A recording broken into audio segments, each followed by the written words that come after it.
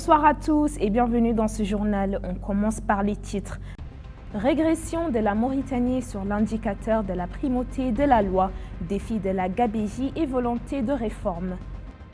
Succès historique, l'équipe mauritanienne de football de la plage se qualifie à la finale de la CAN. Dans l'édition du soir, souveraineté économique, la Mauritanie suivra-t-elle l'exemple du Mali qui a nationalisé ses ressources minières ? Je vous le disais dans les titres, la Mauritanie se classe parmi les derniers pays mondiaux en matière d'indice d'état de droit, occupant le 132e rang sur 142. Cette situation soulève des interrogations sur la gestion administrative et financière ainsi que sur l'efficacité des institutions de l'État face à ces enjeux. La gabegie ne se limite pas au détournement de fonds publics, elle mine également la confiance des citoyens dans la justice, favorisant un climat d'impunité. De plus, la corruption nuit au développement économique et social, freinant les projets, repoussant les investissements étrangers et exacerbant la pauvreté et le chômage. Avec nous ce soir, le député Balla Touré. Bonsoir monsieur. Bonsoir madame. Alors mes questions sont les suivantes. Comment évaluez-vous la situation actuelle de la gabegie en Mauritanie et quels sont les principaux défis auxquels le pays est confronté à cet égard? La gabegie fait que les réalisations ne correspondent pas à nos attentes. Quand l'État ou les partenaires de la Mauritanie débloquent des fonds pour une réalisation quelconque et que quand on regarde le résultat, on trouve que c'est très en deçà de nos attentes. Ce qui fait qu'en matière, par exemple, dans certains domaines très importants, tels que la santé, l'éducation, les infrastructures, l'accès à l'eau potable, ce sont des secteurs qui sont très importants, qui comptent beaucoup pour les Mauritaniens et qui influencent, dont l'État influence les conditions de vie des populations. À cause de la gabegie, quand les réalisations sont en deçà des attentes, alors il est clair que l'influence de la gabegie est très néfaste sur l'économie, sur la situation sociale et économique de notre pays. Ça retarde bien sûr. Très bien. Et quelles sont les lois et législations actuellement en vigueur en matière de lutte contre la gabegie? Pensez-vous qu'elles sont suffisantes? La gabegie, c'est tout simplement le vol des deniers publics. C'est tout simplement quand les personnes qui ont la responsabilité de conduire des actions de l'État se mettent l'argent dans leur poche. Alors que dans l'arsenal juridique en Mauritanie aujourd'hui, il y a assez de lois qui punissent le vol. Il y a suffisamment de lois aujourd'hui qui existent, qui punissent la gabegie. On n'en a pas besoin d'autres pour lutter contre la gabegie de façon efficace. Ce qui existe est suffisant, compte tenu tout simplement, quand on regarde dans les lois, de la rigueur de l'arsenal juridique en matière de lutte contre la criminalité économique. Je pense que nous sommes suffisamment dotés. Là, le défi sera au niveau de l'application des textes. Très bien. Et selon vous, quelle est l'étendue de l'efficacité de l'application des lois sur le terrain? Quels sont les obstacles qui se dressent devant leur application de manière efficiente? Je crois que c'est l'impunité tout simplement.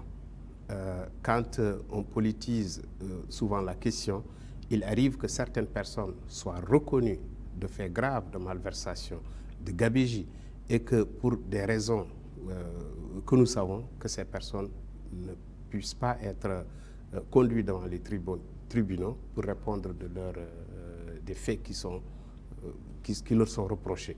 Alors, ça c'est d'abord l'obstacle est politique. Il y a tout simplement un problème de volonté politique, il y a un problème d'égalité des Mauritaniens devant la justice. Et ça, on peut y mettre fin tout simplement avec la fermeté, avec la volonté politique d'appliquer les lois. Très bien. Et au sein de l'opposition, quels conseils donnez-vous aux décideurs pour renforcer la lutte contre la gabegie et améliorer le classement de la Mauritanie dans l'indicateur de la primauté de la loi? Ce que nous constatons, c'est que récemment, il y a eu, je veux parler les années passées et les mois passés, il y a eu des procédures qui ont été faites. Je parle par exemple au niveau de l'IGE, de l'Inspection générale de l'État, et des soupçons de malversation ont été signalés. et que cela est resté dans un secret total. Ce que nous conseillons est que d'abord, les rapports de l'IGE soient rendus publics et que le rapport de la Cour des comptes aussi soit rendu public pour que les décideurs autres, pour que les Mauritaniens soient au courant et que les procédures aillent jusqu'au bout.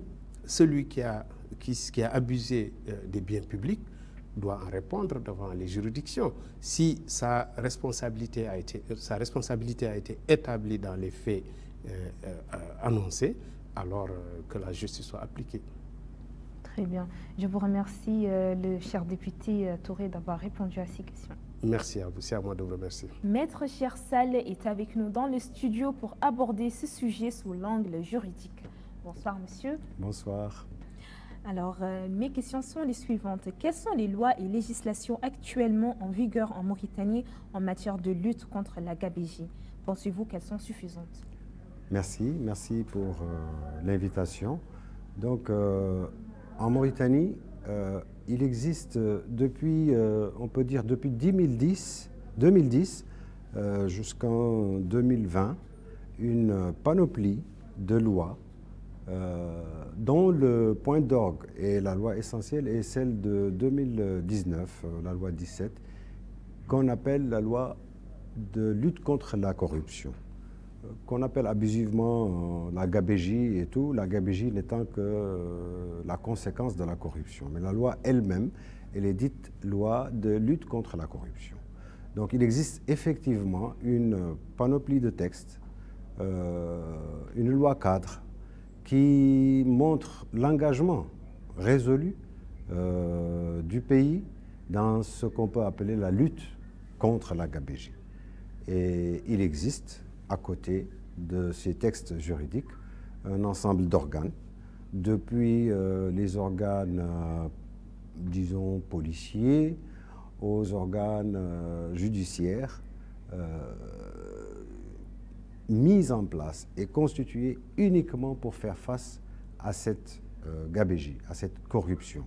Bon, il ne faut pas oublier que la Mauritanie est signataire donc, de conventions internationales, dont celui voté au niveau des Nations Unies, que la Mauritanie doit respecter. D'ailleurs, dans la loi cadre, vous verrez clairement qu'il s'agit d'engagements pris par l'État mauritanien pour lutter contre ce phénomène mondial, il faut le dire, même si il fait des ravages beaucoup plus chez nous qu'ailleurs. Voilà. Très bien. Et y a-t-il des lacunes juridiques ou procédurales qui rendent inefficace la lutte contre la gabégie en Mauritanie? Et quels sont les obstacles qui se dressent devant leur application de manière efficiente? Ok, merci. Il y a effectivement une sérieuse difficulté pour l'application de cette loi. Pourquoi? Parce que, comme vous devez sans doute le savoir, l'infraction, puisqu'il s'agit d'une infraction, de la corruption est une infraction très flexible, très, très souple. Alors, le corrompu et le corrupteur n'inviteront jamais quelqu'un chez eux pour lui montrer ce sur quoi ils sont en train de travailler. Il est évident que c'est une infraction dont les auteurs feront tout pour effacer les traces. Et c'est ça la gravité, et c'est ça la difficulté majeure pour l'application justement d'une loi comme celle-là. Et vous l'aurez constaté, comme l'auront constaté tous ceux qui observent la scène nationale juridique, qu'il y avait eu plusieurs procès d'individus ou de personnes accusées de corruption et de gabégie. Ces personnes étaient un peu plus d'une vingtaine. Au final, après un procès qui a duré plusieurs mois, ils se voient tous libérés ou mis sous caution. Pourquoi? Pas parce que la loi a été faible, pas parce que la juridiction ne s'est pas occupée pour savoir qu'est-ce qui était derrière tout ça, mais uniquement parce qu'il était difficile, sinon impossible, d'administrer la preuve de l'existence de cette corruption. Alors c'est de là que vient l'obstacle. D'où la nécessité pour l'État d'être plutôt dans un sens préventif que de sanctions. Alors, si vous arrivez à prévenir cette infraction, vous y gagnerez beaucoup plus que si vous envoyez devant une juridiction pour le jugement. Or, pour prévenir, il faut des moyens, il faut des structures qui sont formées, parce que ça nécessite une formation, il faut des outils pour vérifier, il faut des contrôles systématiques pour tout ce qui a trait aux finances publiques, tout ce qui a trait à l'argent public, tous les marchés, qu'ils soient des marchés de grands montants ou de petits montants, doivent faire l'objet systématique de contrôle continu. C'est, à mon avis, le seul moyen d'éviter au grand maximum que cette gabégie et ce trafic d'influence ou infraction de ce genre puisse arriver. Voilà. Très bien. Et comment améliorer la confiance du citoyen dans le système judiciaire et garantir son indépendance dans les affaires de gabegie? Ok, merci. Vous savez, le système judiciaire doit comporter en lui-même les éléments qui permettent au justiciable de lui faire confiance. Or, pour faire confiance à un système judiciaire, il faut se référer à son organisation. D'abord, comment est-ce que notre système judiciaire est organisé? Parce que l'organisation elle-même est garante de l'indépendance de la justice. Les voies de recours sont garants des droits des justiciables. Si au niveau organisationnel, au niveau procédural, les juridictions fonctionnent selon des normes où il y a des garde-fous, comme il est appliqué un peu partout, la confiance du citoyen est déjà acquise. Ce qui peut nuire à cette confiance, ce n'est plus l'organisation judiciaire, ce n'est plus l'indépendance de la justice, qui sont ancrées par des textes. C'est plutôt la personnalité ou l'attitude, qu'il soit avocat, qu'il soit greffier, magistrat, et ça, c'est personnel. Et c'est là où, parfois, vous entendez que les gens sont plutôt mécontents du système judiciaire.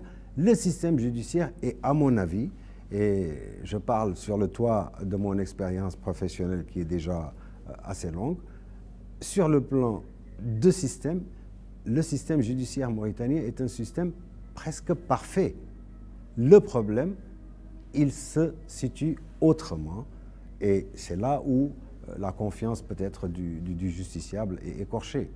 Et cette confiance, elle peut être touchée soit par un avocat, soit par un greffier ou un magistrat, et à ce moment, il accuse le système. Mais sinon, les paramètres qui peuvent garantir une justice à laquelle on doit faire confiance existent déjà. Il suffit donc d'avoir un dossier pour le savoir. D'accord.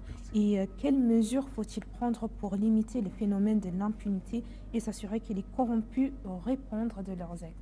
Pour que les corrompus et les corrupteurs puissent être décelés et poursuivis, il faut un ensemble d'instruments préventifs d'abord. Parce que, comme je l'ai expliqué tantôt, c'est une infraction assez souple, assez difficile à prouver. Et c'est là où sanctionner devient... Vous ne pouvez pas sanctionner quelqu'un contre lequel vous n'avez pas des preuves tangibles. Il y a eu corruption sur quoi? Elle a eu lieu quand? Et c'était en contrepartie de quoi? Ce sont assez d'éléments auxquels il faut pouvoir répondre avant d'indexer quelqu'un. Encore une fois, pour que cette sanction puisse être administrée, il faut qu'il y ait une preuve certaine de l'existence d'une gabegie ou d'une corruption. Je vous remercie, Maître Sall, d'avoir répondu à ces questions. Merci beaucoup. L'équipe mauritanienne de Beach Soccer s'est qualifiée pour la phase finale de la Coupe d'Afrique des Nations CAN après une victoire impressionnante sur le Maroc 7-4, un exploit historique. Les fans attendent maintenant avec impatience le match contre les Lions de la Teranga qui ont éliminé l'Égypte par 2-1. Le journaliste sportif Hussein Tourad s'est exprimé sur le sujet. المنتخب الوطني أظهر بأنه استعد جيدا لهذه البطولة L'équipe nationale a montré qu'elle s'était bien préparée pour ce tournoi, notamment lors de son premier match contre l'équipe sénégalaise, qu'elle a remporté avec un score de 5 buts. Malgré son match nul contre une autre équipe et sa défaite face à l'équipe mozambicaine, qui s'est terminée par une séance de tirs au but après un score égalitaire. Elle a démontré sa volonté de poursuivre sa série de succès dans cette compétition. Par la suite, elle a su dépasser l'équipe malawienne avec un score écrasant de 11 buts. Et elle a également réalisé une victoire historique et une qualification inattendue face à une grande équipe, le Maroc, qui a participé à 9 éditions de ce tournoi et décroché la 3e place 3 fois consécutive. Ce dernier s'appuie sur un entraîneur étranger et des joueurs stars bénéficiant d'une large couverture médiatique et d'un soutien important, avec un professionnalisme élevé par rapport aux joueurs de l'équipe nationale.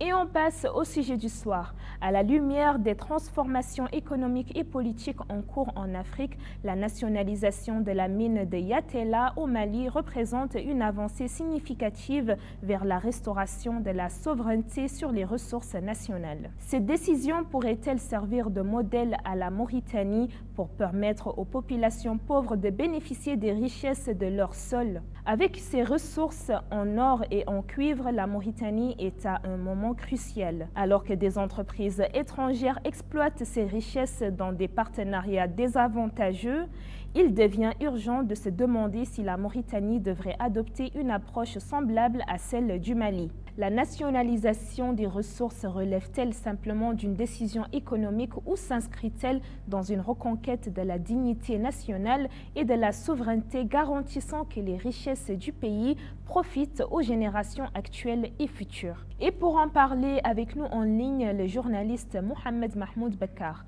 Bonsoir monsieur. Pensez-vous que les accords que le pays a signés avec des sociétés étrangères comme Kinross Taziest lui sont défavorables et sans rentabilité économique? Et pourquoi? شكرا قناة TTV. أولا هذا السؤال. Merci à TTV. Tout d'abord, cette question comporte deux axes. Le premier concerne l'État mauritanien et son code juridique relatif à l'exploitation minière. Le deuxième axe concerne la manière dont les entreprises s'y prennent. Le droit mauritanien dispose d'un code minier qui a été établi avant l'indépendance et sur la base duquel la MIFERMA a été créée. La part de l'État mauritanien était de 20%. Quelles sont les alternatives offertes à la Mauritanie pour parvenir à un meilleur équilibre dans son partenariat avec les sociétés étrangères qui exploitent les ressources naturelles? Au Mali, avant de lancer l'enquête, le gouvernement a confié à un bureau d'études la mission de déterminer le prix de l'once d'or. Après une recherche approfondie, le bureau a découvert que le prix de l'once d'or était de $950. Quant à la Mauritanie, pour la MCM, par exemple, cette société estime le prix de la tonne de cuivre à $2100. En réalité, la tonne de cuivre vaut $5900. Je vous remercie, M. Bakar, d'avoir répondu à ces questions. La ville de Nouakchott connaît une prolifération visible de magasins d'optique. De plus en plus d'enseignes spécialisées en correction visuelle s'installent dans les différents quartiers de la capitale. Que cache cet engouement pour l'optique? Est-ce une demande accrue en santé visuelle ou simplement un effet de mode? Un reportage de Kadjadjao. Dans chaque rue principale de Nouakchott, difficile de ne pas remarquer les nombreuses enseignes d'opticiens. Une hausse de magasins qui interpelle. Mais je pense que c'est très bénéfique. il y a plus de désavantages pour moi. Pourquoi? Parce qu'on voit les spécialistes en ophtalmologie, là actuellement, ils sont vraiment saturés. Ce n'est pas ici seulement en Mauritanie. On voit qu'il y a beaucoup de myopie actuellement, de l'hypermétropie, de l'astigmatisme. Ça se dit à quoi? On voit les enfants actuellement, à l'âge de 2 ans, 3 ans, chaque enfant, il a son tablette. Et on sait que la lumière bleue, ça détruit la rétine, donc c'est très nocif pour les... C'est pourquoi on a plus de myopie et de problèmes d'acuité visuelle actuellement. Pour mieux comprendre, direction les rues de Nouakchott où de nombreux habitants témoignent de leurs besoins croissants en correction visuelle. Bon, je porte les lunettes depuis 1991 à nos jours. Je suis un comptable de profession et du moment que je suis tout le temps en face de l'écran, ça a joué sur ma vision. Un jour, je suis parti voir un ophtalmologue. Je me suis consulté, il a dit que bon, j'ai une défaillance en ce qui concerne la vision. Il m'a prescrit des lunettes et je suis parti les acheter et depuis lors, je les porte. Le développement de l'optique à Nouakchott témoigne de l'évolution des préoccupations de santé des citoyens, mais aussi de nouvelles opportunités économiques. Cette tendance pourrait à l'avenir sensibiliser davantage la population à l'importance des contrôles réguliers et de la protection visuelle, notamment chez les jeunes. C'est la fin de cette édition. Retrouvez l'information en continu sur nos réseaux sociaux et sur les sites internet fr.taqaddoumi.mr.